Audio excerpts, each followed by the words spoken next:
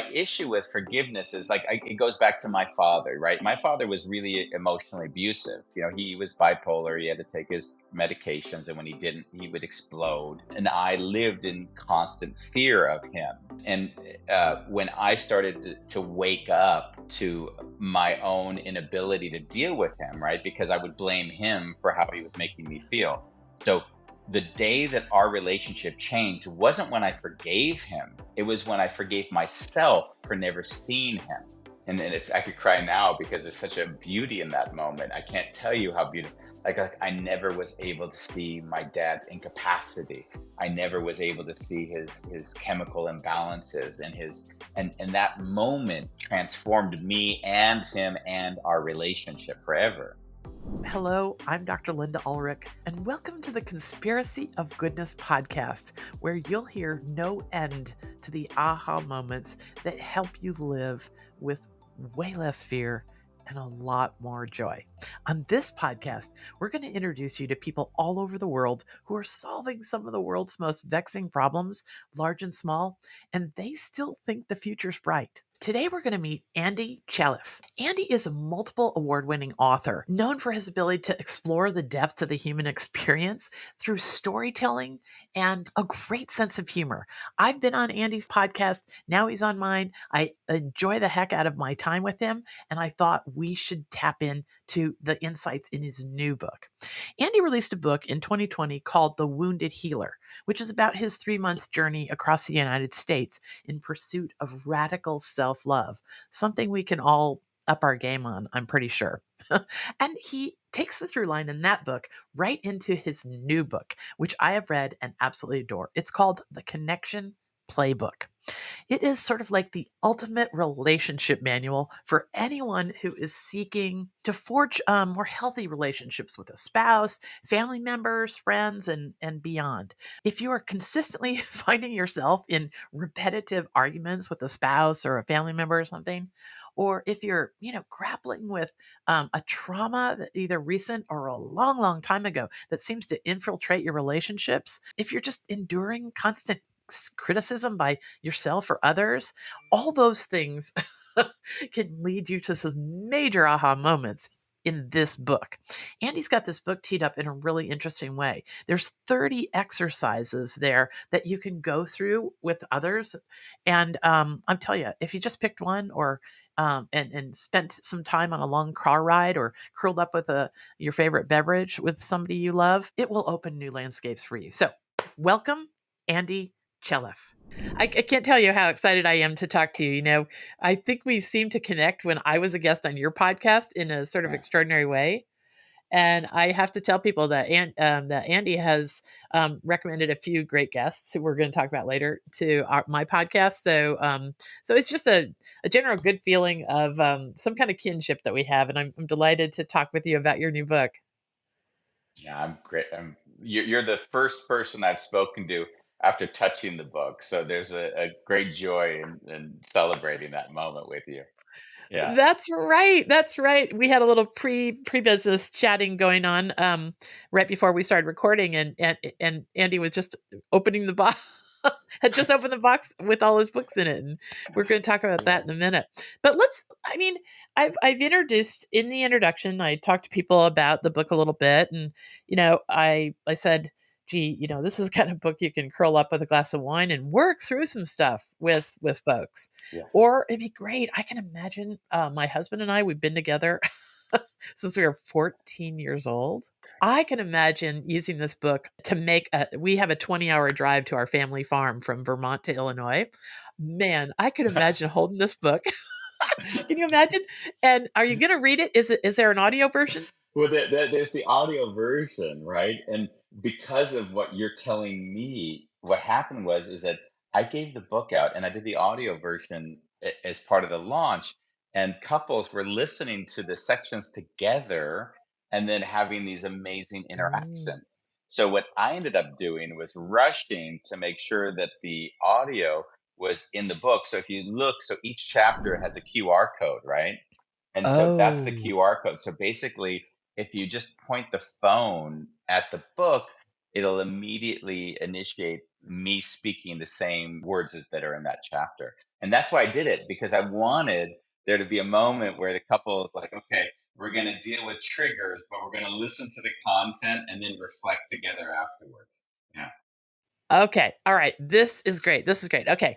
So, just to tell people, you're starting this podcast interview with us, talking just as ordinary friends, and that's the way I want this podcast episode to feel, because we are, and because Andy's book is it's so relationship oriented, and we obviously have a good relationship. So this is what I think about this book. I'm literally probably going to take it on my next drive back to Illinois, and Chuck and I'll just drive along, and we'll great. Now the cure I'm going part, to that's even ask you, better. I'm going to ask you to like feedback some of the conversations after certain chapters, Okay. All like right. the Great. chapter on codependency, like, uh, Mm.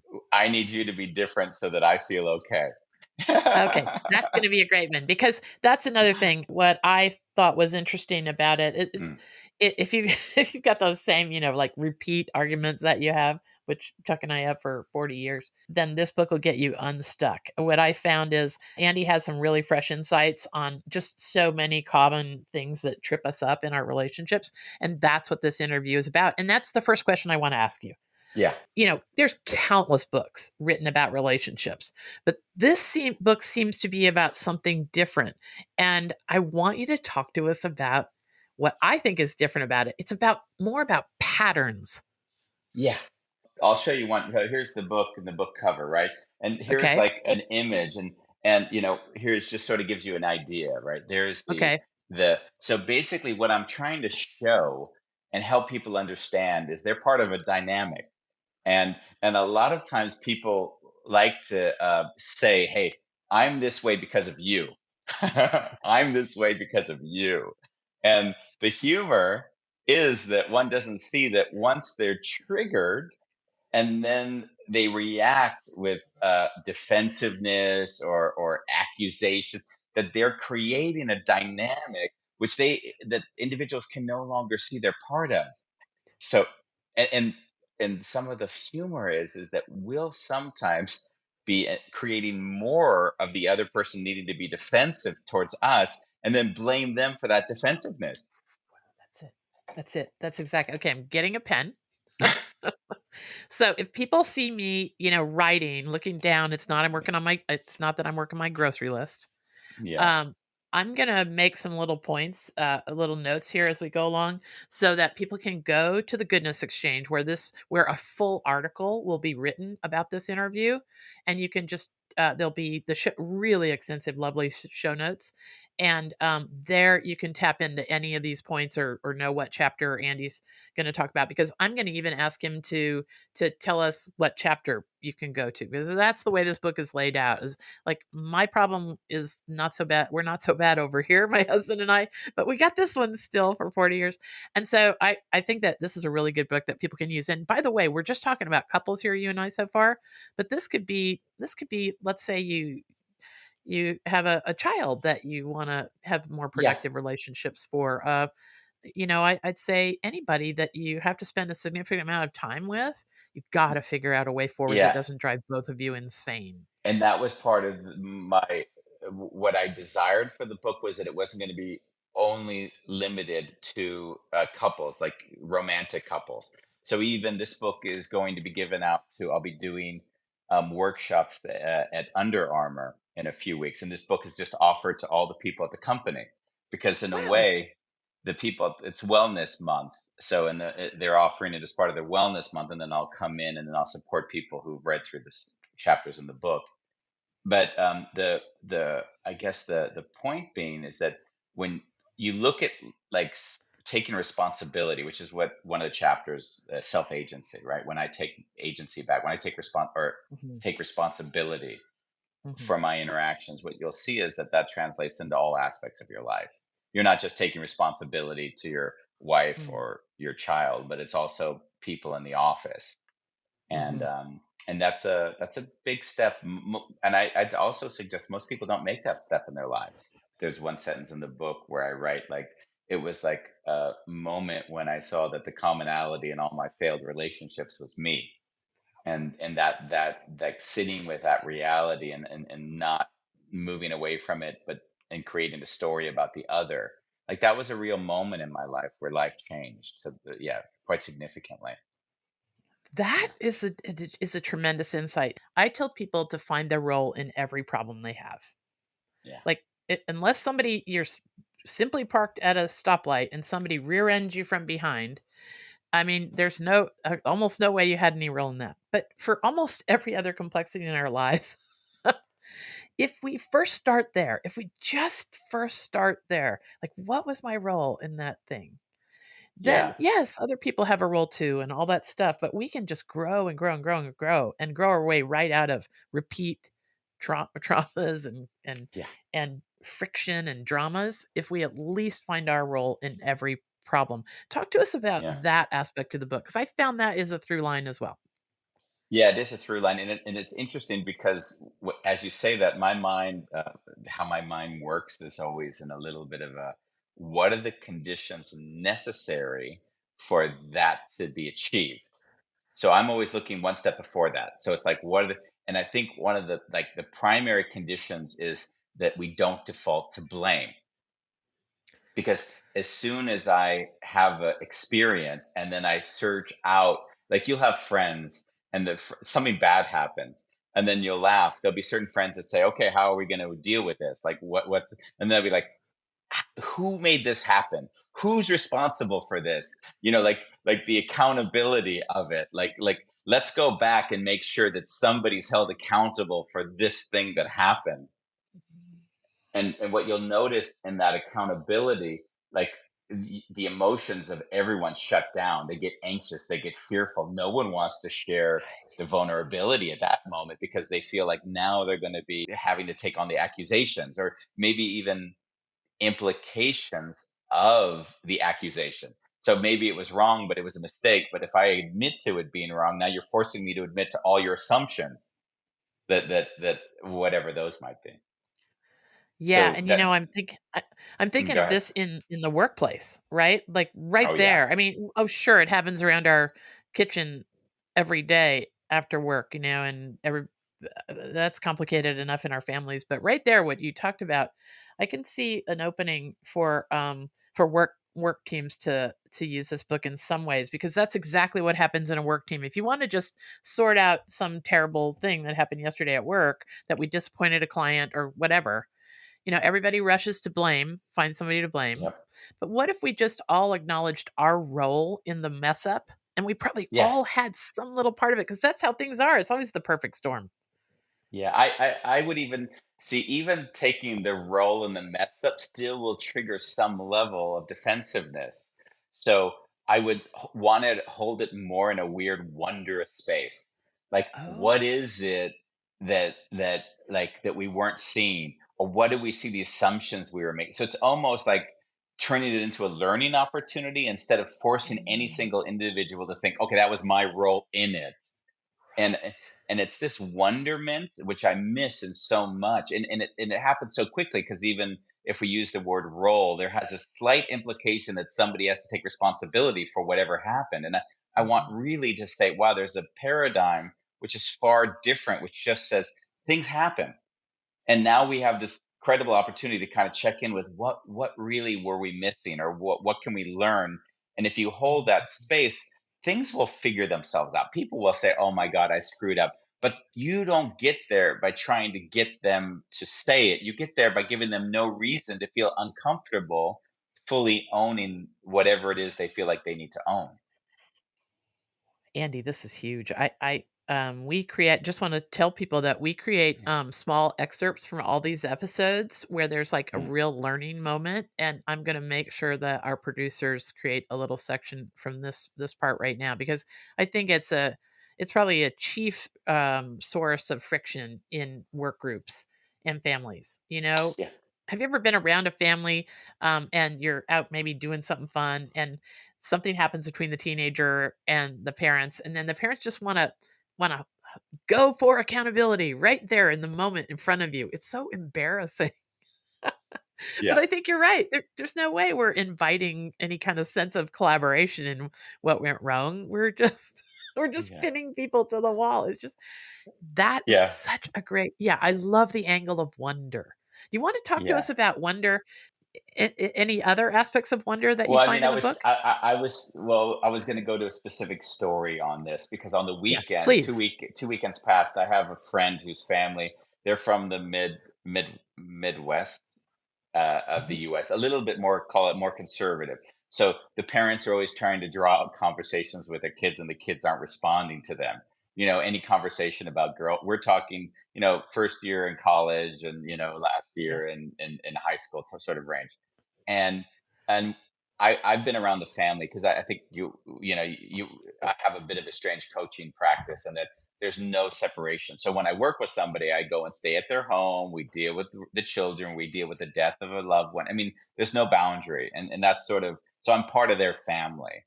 But when they show up here, which they did, and then we have our barbecue, like the questions are all like very, hey, what's going on with the boyfriend? Like, and they would never respond to the parent this like openly because they feel Yeah. anxious that the parent is going to come with some assumption or some statement or but Mhm. when I'm there, they're just they're bubbly, sharing, talk, and the parents are looking at me like I didn't know any of this ever, Yes. and and and the reason, and the kids will smile and they'll laugh, and Ronnie will say to me, because she'll watch this dynamic, and she'll say, Andy, it's almost like you're a child with them, like you're Mm. really experiencing the joy of first dating, and the frustration of whatever it is that happens Yeah. when you're first, and they can see it clearly in my eyes. There's not someone asking them to put them on the spot, to give them advice. There's just someone actually really wanting to feel and see and understand, and there's something that one doesn't understand is the intention, and that's a big part of the book as well, as the intention that you ask a question is felt so deeply by the other that they will respond differently if the intention is sort of more trying to get you to hold accountability or really wonder. Yeah. Absolutely. Oh, I love that, the intention. I've been, talking to, people about that lately, about how I hold my temper in circumstances that maybe you just wanna lose it. Yeah. And I think that we all have antennas for intention. Yeah. I think that's what you're talking about. There's, like, these really subtle little things that we are hardwired probably from 35,000 years ago to pick up on the nuances of intention. Think how Yes. important that was back in the caveman days, right? So Yeah. these are in us. We have it. We can't walk away from it, and we're Yeah. using them every minute. And Well, if we say that exists, then what if we use that to diffuse situations? What if we said, "Oh, I can feel their intention is actually quite a lot better than their question." yeah. I do it all the time, Like I hear your question and also the intention behind it, and then we can discuss that, or I can take it as a good intention and answer it accordingly. Um, but yeah, Right. but two good. There's a lot of chapters in here which I address this, which I really one of them, which was, so when we ask questions of another, there's often, we don't realize that the intention with which we ask the question will generate, of course, the response, like I mentioned prior. Mhm. So one of the exercises is you ask the same question with four different intonations. The light and detached, hey, how are you? Or the strong and direct, how are you? Or the little bit soft and gentle, like, how are you? Or the compassionate, like, how are you? And if you ask that compassion, even now I can feel emotions come up in me as I ask you the how are you? Like that question, like, will put someone in tears, where the exact same words with a different intention will be like, oh, I'm going to respond so superficially that we never get to have any intimacy in our connection. Mm-mm. I'm Yeah. never gonna be able to ask that question of anybody without thinking of that. Okay, and this is the way it's gonna go for the rest of this interview. Andy Yeah. has some insights like this that are so nuanced and yet so simple that we can remember to bring them up, to summon them at dinner Yeah. tonight. and tomorrow, and the day after that. So let's take a break, and when we come back, we're gonna talk about more and more of these insights, as many as we can pull into this interview, and then you just I recommend the book highly. I read it, and I read a lot, but I do have to choose. So let's take a break. You know how the constant negative noise in our digital lives feels like it's reaching a boiling point? Now, many of us have tuned out the news and social media almost entirely. Well, it doesn't have to be that way. There are newsworthy stories about amazing progress, innovation, leaps in human potential, and wonders in the natural world, and they're just not reaching the top of our feeds. We can have access to this, but none of us has the time or maybe even the emotional stamina to search through all the doom and gloom news to find what's right with the world. Okay, enter the Goodness Exchange. There, we are giving instant access to positive news for curious people. Did you hear about the recent Harvard study that found that exposure to just 4 minutes of good news can make you 32% less anxious and 18% more optimistic? Well, I don't know about you, but I need those kind of numbers in my life. So, if you want to live with more joy and way less fear, it's really simple. First, you join us at the Goodness Exchange. Our subscription model is a pay what you can model so that everyone around the world has the opportunity to access this kind of content. And we've promised no politics and no ads for about a decade, so you're safe from all that distraction as well. Second, you allow this new, more positive, balanced worldview to put a spring in your step again. It can change the way you react to your kids, your coworkers, everybody you come in contact with. And the stories we write about can make you the idea person in your circles. These challenging times call for us to wake up and take control of our perspective. The people who use the Goodness Exchange have the ability to react to the harshness of the world much different because they know way more about what's right with the world. And that's a resource. So subscribe to the Goodness Exchange, our YouTube channel and the podcast, and use this content to live a more expansive worldview. It is still an amazing world out there, and you can be a part of it. Welcome to the Conspiracy of Goodness. Okay, we're back with Andy Chaleff. I'm telling you, I'm very excited about the little nuanced improvements that Andy's book can help us all make, in our everyday conversations with anybody we love, but especially if we're trying to make progress and get unstuck in some relationships that are really important to us. So here's one that just would resonate with me so much. In my family, we seem to have a problem with "I'm sorry." It's just I think a lot of folks have problems with "I'm sorry." Now, you got the folks who just apologize liberally Yeah. and frequently and so regularly that it almost like the bright boy that cried wolf, Yeah. because you just know they're going to apologize so quick and they don't really mean it, or the person that could just make things so much better if they just quickly realize that things went the wrong way and apologize, and then it would all be over. So there's somewhere in between. Talk to us about, you call it the sorry opportunities. Yeah. What chapter is that in? Well, the chapter, I don't know what the chapter number is, but the way you're presenting the sorry opportunities are a little bit different than the intention Oh, of that okay. chapter, which is Okay. fine. Well, first I'll say the intention of that chapter is that what I find happens a lot is that people assume when like they lose a opportunity, Mhm. or they lose a business deal, or Got it. or they send out a really bad email by accident, not intending to send it to the person. Like, what I've noticed is that people will all of a sudden shut down all their creativity and think, "Oh, I Mhm. screwed this up. This is bad. I don't know what I'm going to do now." And what I do in those moments, I'm like, "Oh wow, this is the moment that I can use to create what I actually want." So I Okay. can actually shift the dynamic. So yesterday, a colleague of mine who read the book, the client said to them that, "I'm sorry you don't have the business," and he wrote back and said, "Thank you for the time. If there's anything you can guide me next time so that I can understand what I need to change so you would, choose me instead, please let me know because it's really helpful." And they really appreciated the email, which he wrote because he said, "Okay, this is what I'm Aw. getting out of the book." And he got the job. They said, "You know what? actually the person that we were interacting with, we're not so sure about, and there's something about you and how you're showing up that we really appreciate. So we're gonna go with you now. So that for me is what would be the intention of the chapter, is that's the sorry opportunity. Now you're saying something different. I always say like I'm a tuning fork. That's how I experience myself. And if I'm not grounded, then I'm not going to be picking up signals well. I won't be hearing the resonance of what's going on around me. And the tuning fork, when someone says I'm sorry all the time, for me is a sense of a deep insecurity. Like I've always had to apologize. And if I were to project it out, I'd see a parent who is never accepting of the child when they always had to say to the parent, I'm sorry, I'm sorry, I'm sorry. And so for me, like I allow that to sink in. I don't I'm two sides around this.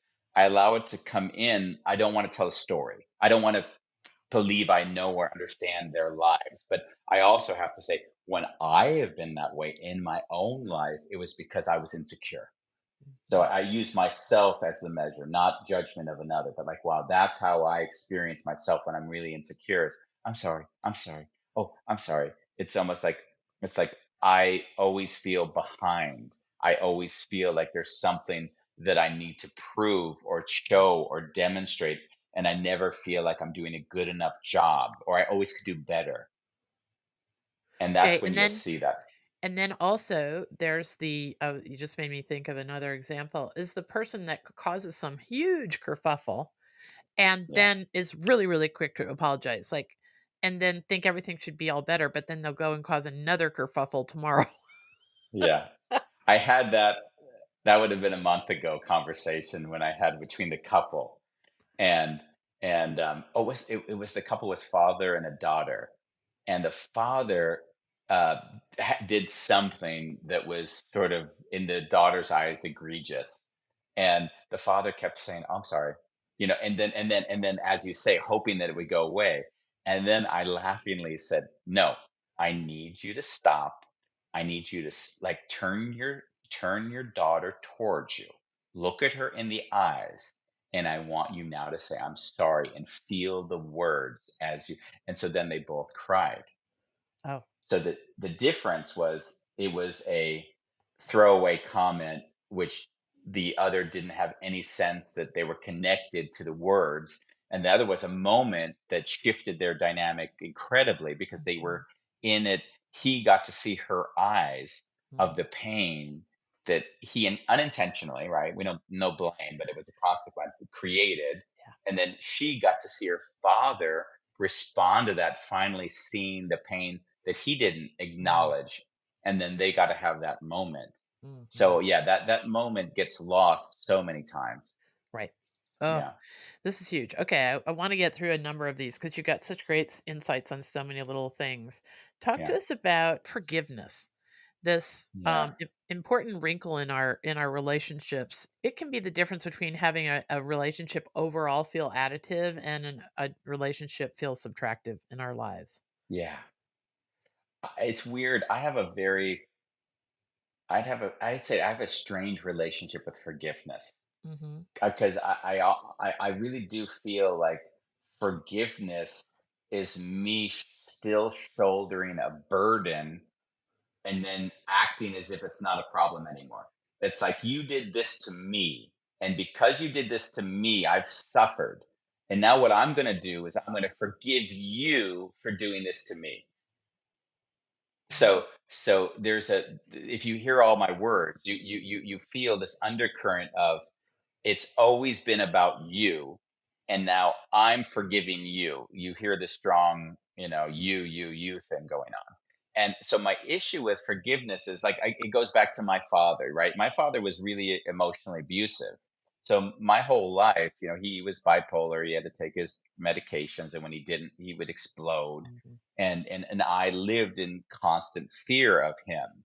And when I started to wake up to my own inability to deal with him, right? Because I would blame him for how he was making me feel. So the day that our relationship changed wasn't when I forgave him. It was when I forgave myself for never seeing him. And if I could cry now because there's such a beauty in that moment. I can't tell you how beautiful. Like I never was able to see my dad's incapacity. I never was able to see his chemical imbalances and his and that moment transformed me and him and our relationship forever. That's huge. That's really Yeah. huge because no one comes to us without baggage. I mean, I always say, in the office, we have my husband and I have had a large dental practice that's very relationship oriented for 30 years, and we try and love first, find something to celebrate with every single patient, take our time through these, and with all our energy to meet people where they're at. There's always the crabby person or the person Yeah. who's, I don't know, whatever. And, that's one of the things that I learned to do quite early to be able to pull off and really mean it, the kind of compassion that we need to have in our Yeah. professional lives.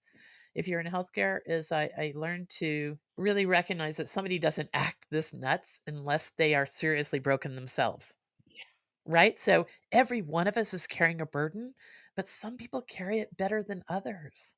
Yeah. Like, what if we just looked at that person that's making us a little insane and say, well, gosh, what happened to them when they were 5? Yeah. What did they And that's see? and that's love. Mm, That for me is like the quintessential love. It's the love that makes my wife Ronnie crazy.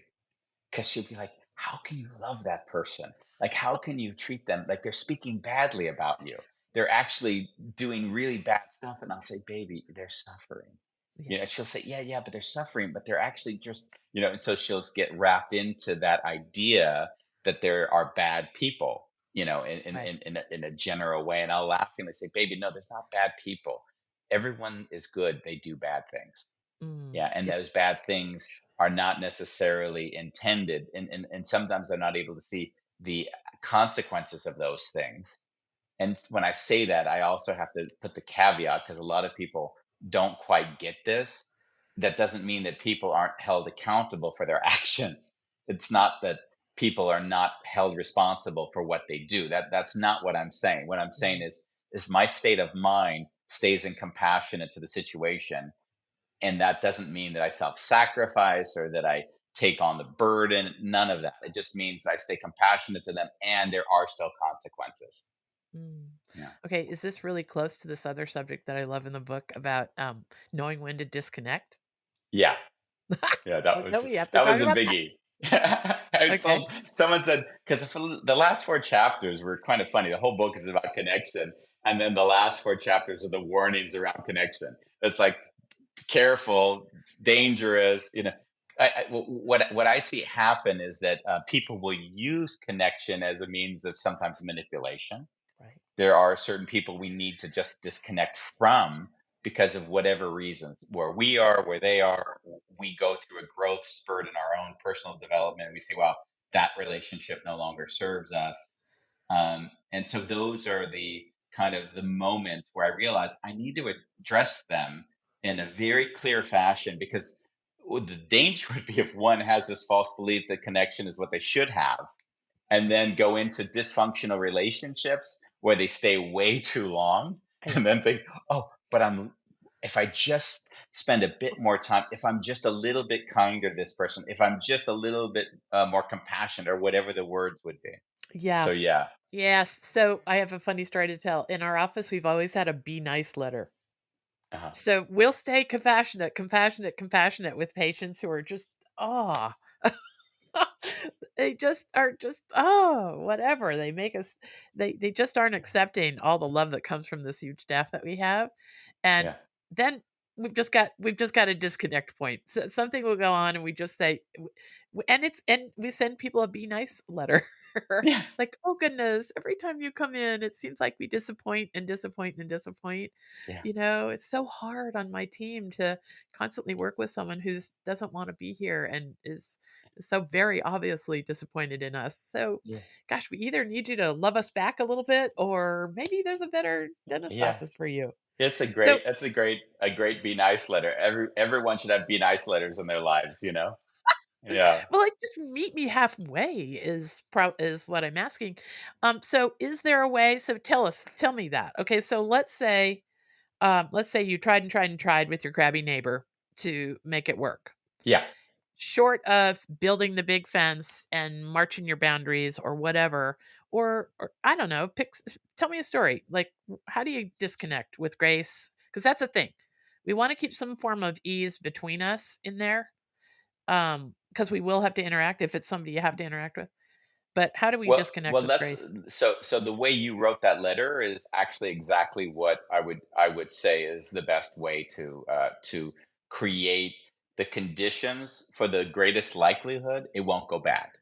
And that's all you're doing. Like sometimes, when you separate from a person, you have no chance. And the humor is that when you separate and it goes really bad, you almost delayed the separation because you wanted to delay it going really bad. So Yes. it's like Mm, sometimes there's no way out of it, and we're like, oh, we could have done it better, or we could have this. No, exactly the reason they are that way is why you're separating from them, and now you right. see the consequences which you wanted to avoid, which is so common Mhm. for everyone. But getting back But to the oh, go we ahead. don't get to separate from our mother-in-law. I can send this be nice letter to a patient, but I got to get along with my Well, mother-in-law. I I got to don't get know along about with that. That I don't know.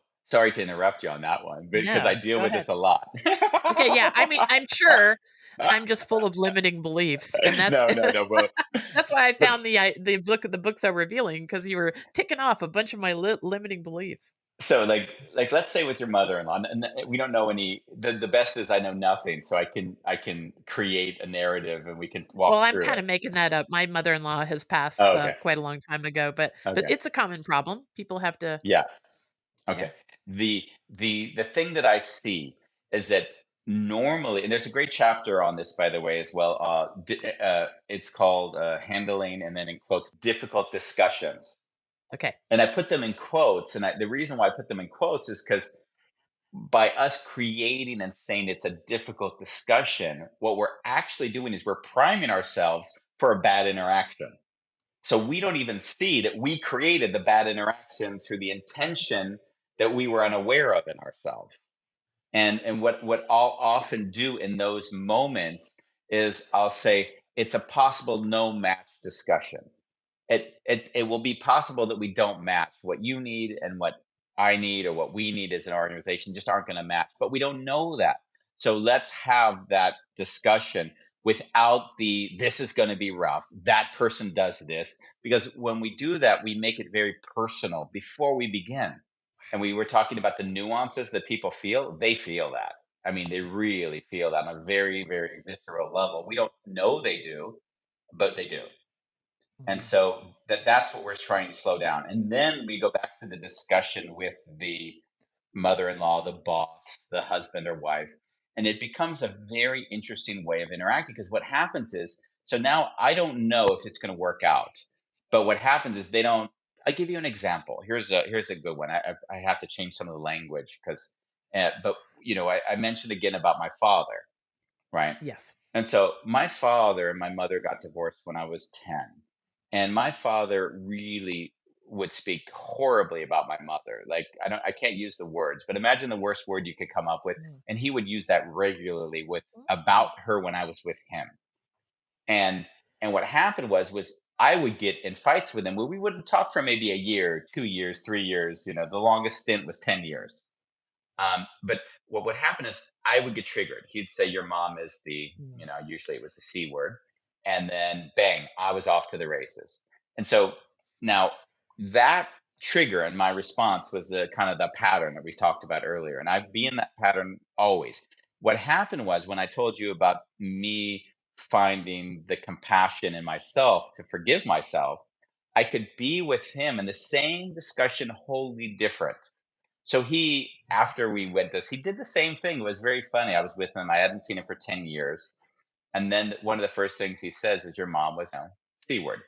And I looked at him. And so what would have normally been a fight, I said, "Wow, she died, what, 20, 30 years ago? Like, what's going on with you?" Right. I went back to the comeback. He started to cry. So he started to cry. So we went from what was always an argument to crying, from him to, because he never felt like anyone ever was there for his pain, because he was suffering, and the suffering came out in this weird contorted speaking poorly about my mom. And I, instead of allowing any space behind it, I would judge his words and not allow the space for him to heal. And that was when his healing happened between the two of us. That So is such a great story, and I know it's a powerful metaphor for a lot of the kind of those struggling, stubborn conversations. My husband and I sometimes I feel like we could just hit the play button on a recorder, walk away, go do something, and the same exact argument would happen. But yeah. now you're making me see that there's probably um some way. I'm gonna thank you for this. I next time we're there, whatever whatever comes up, I'm gonna really remember this moment, and I hope my our listeners do too. And just what if you just took a different tack and you went, you did a great you did a great different tack there. Like, wow, mom died 20 years ago. Why are we still here? Right?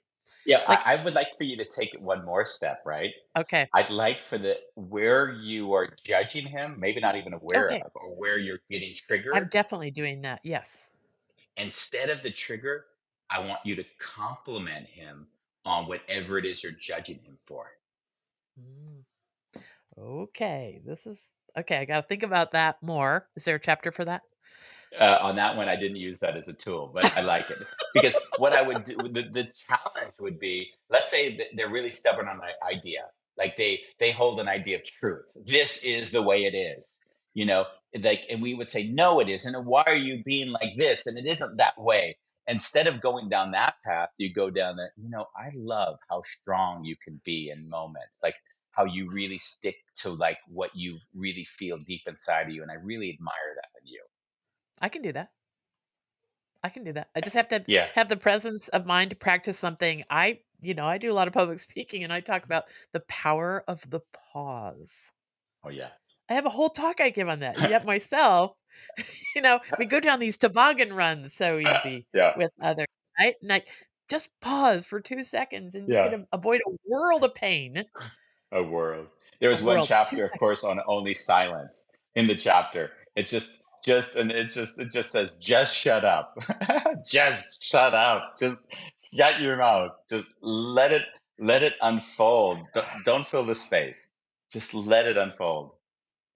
That is so great. Okay, I gotta talk to you about a few other things as we wrap up. Mm. Okay, so we're obviously really, really close to this topic that no one ever heard the word trigger 6, 8 years ago, 10. Oh really? Oh wow. Okay, now I'm talking about ordinary everyday people like me. I'm sure in professional circles, we've been talking about triggers for Uh-huh. 50 years or more, I'm sure. But I'm just saying it's become part of the zeitgeist conversation. Oh boy, he always triggers me when or Oh whatever. yeah, That is new. That is new way of thinking about. Okay, I think it's positive in that it's a way of turning the mirror on ourselves because we're yeah, saying I was triggered when. It still has a little blame going on in it. exactly. Yeah, But we could spend a whole entire hour, and maybe we will someday, on triggers. But here's something that you say that I really, really want to have a chance to talk about here before we wrap up. This insight blew me away. It again is simple. It's related to the whole topic of triggers. You encourage us to dive into this concept. I'm reading over here from a comment I made. uh, I will not make others responsible for what I'm feeling. Wow, yeah, like, just sit on that. I will not make others responsible for what I'm feeling. I yeah, mean, all day long, that's what we do, right? Everybody's responsible for sending us like a yeah. pinball through our days, but that's not really true, is it? Yeah, that's the funny thing. I would almost say it's a paradigm, right? It's how do I experience the world? My wife and I had a big discussion this morning, and we couldn't be any different to one another. She's in finance, she's analytical, every decision is thought out, clearly understood, no risk mitigation, and I'm just like, I'm kind of like a butterfly, like, oh, it smells nice, let's float over here. And this feels right. It feels right. You don't, so we have a very different way. And so when she was trying to share something with me this morning, that this is this way, I think we were talking about poverty. Poverty just is that. It isn't in a way good, or it isn't, no one would want that. And I had to slow everything down and say, honey, like the way we look at things through the lens we see it defines how we experience it. So I will experience the same thing you will experience very different because of the lens that I look at that situation through. Right? When I kind of decided to change my life, I was the director of a computer company, did successfully financially, and it was really at like kind of the pinnacle of whatever one might say. That's a very successful life. And I sold everything I owned, and I went and lived in this attic that didn't have water or electricity, or it wasn't even that night. It was damp, right? It was just an attic space in Amsterdam, and I was in heaven, Linda. Like I can't say, like I was free. I felt that like high schoolish, that feeling of like, wow, like I just feel like I've got all of this like opportunity and potential and unlimited grant. So what I didn't see is that everything I built up to that moment, which appeared to be like building a foundation or getting a house or getting a car and the mortgage, was actually now the golden handcuff. And so I tried to explain to her that is that you might see such a situation as really bad and negative, and I experienced it as like freedom. And it would be in a way, it's funny because even the discussion, it would be even a little bit arrogant for you then to tell me how I should have experienced that. Like I get to have my experience and you get to have your experience, but we don't get to tell each other how we should be experiencing things. Now that's what we do to our teenagers every minute. Our college kids, Yeah, our newly graduated, we're oh my gosh. This yeah. is huge. Okay, we can't possibly this is the tip of the iceberg, our conversation here. We will have to have another conversation because I enjoy chatting with you so much. We can start maybe we'll just go through the chapters and we'll record Yeah. something about By the way, I'm putting the book up. This is it. it. The It the Connection yeah, Playbook. beautiful cover. Yeah, This is my pride and it's a joy. very relatable, and I tell you, I think that if we just had a fraction of the insights in that book, like the 1% better every day thing going on, Yeah. that book could be something that helps us be 1% better every day, which is a Mm, concept I love. Okay, before we go here, I always ask people if this interview had been just 3 minutes. So there was a time when I wrote my book and I was getting yeah. interviewed on WGN and Houston and all the things. And I had 3 minutes. I'm telling you, it was the most excruciating time of my whole life. I had 3 minutes to summarize the entire book or just put out what my best piece of insight was about there being a really actually positive world out there. Mm. And it was hard. But I already gave you this question ahead of time. So, what do you really wish people knew? If you had only had 3 minutes, what do you really wish people knew? And this is hard. This goes to the core, and it feels even uncomfortable to say this, and it feels cliched, which is why what makes it uncomfortable. But the more one gets close to their own incapacity, their own incapabilities, the more they see that there really is just love underneath it all. And if I can love the most painful parts of myself, I can love the most painful parts of everybody else. And if I can't love those parts in me, I'm never going to be able to have space to love that in another. Somehow fear factors into this somewhere, right? Like fear of loss, fear of validation, or the W- opposite of that, or all that. So it's always a choice between fear and love, isn't it? You know, it feels like such a broad brush. So in some level, I'd say yes, but I would say there's such a patterning of what we've become to find either acceptable or right or wrong, that in some of the acceptance of ourselves, we have to let go of certain beliefs that we might have.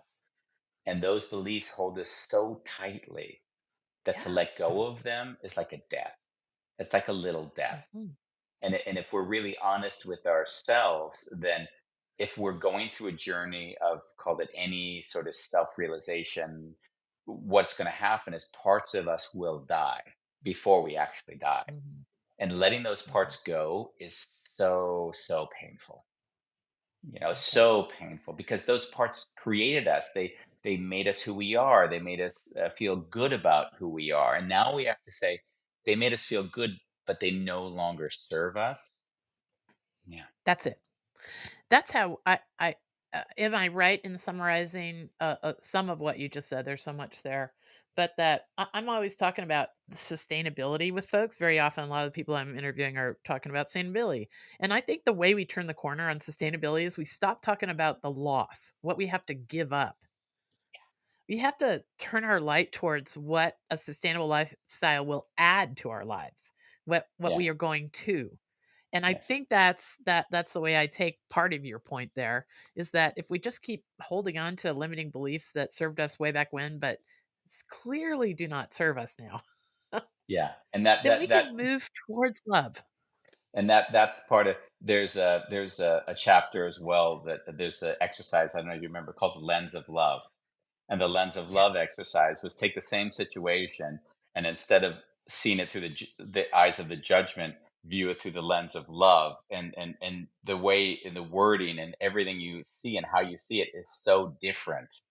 And you'll see naturally, just like my father, whatever I would have reacted to his negative comments about my mom, when I turned Mhm. it through the lens of love, that shifted obviously everything in my life, not just the relationship with him, of course, but everything. Yeah. Ah, that's beautiful, and that's a great way to pause here, and I'm gonna call it a pause because I think we gotta pick this conversation up again Yeah. sometime, and we will. So, thank you, Andy Chaleff. Hold up the book one more time so people can see. The Connection Playbook, Chaleff, if you Yeah. wanna get it on Amazon. I tell you, what we're talking about here is so often what we've been pointing to at the Goodness Exchange for 10 years now, is that there is a world full of people with fresh insights that can help us make a leap to a better future that serves everyone. Because you're not just talking about making life better for individuals. If we get along better, then our kids have better lives. Then our kids' teachers have better lives because we're not walking in all crabby. I mean, all this stuff that you're talking about goes out in ever widening circles. So thank you very, very much. I hope that you join us at the Goodness Exchange and at other episodes at the Conspiracy of Goodness podcast, and you know, start seeking what's right with the world, because we've got to care as much about our worldview as we do about our abs. That's my new it's I my love new line, it. everybody's riding away on their Peloton or all the things that are going on in the world that are Yeah. about our physical selves, but I think that you've got the key to this future where where we're going for human 2.0, where we stop falling our emotions over a cliff, we start being thoughtful, and we start using some fresh ideas like you've introduced to get us to the relationships we wanna have. So thank you. Thank you. Okay. Have a great day, everybody. We'll see you next week on Wednesday for another episode of the Conspiracy of Goodness podcast. And join us at the Goodness Exchange for so much more information about Andy and the book and all kinds of show notes that'll fill you full of stuff to put a spring in your step. Have a great day.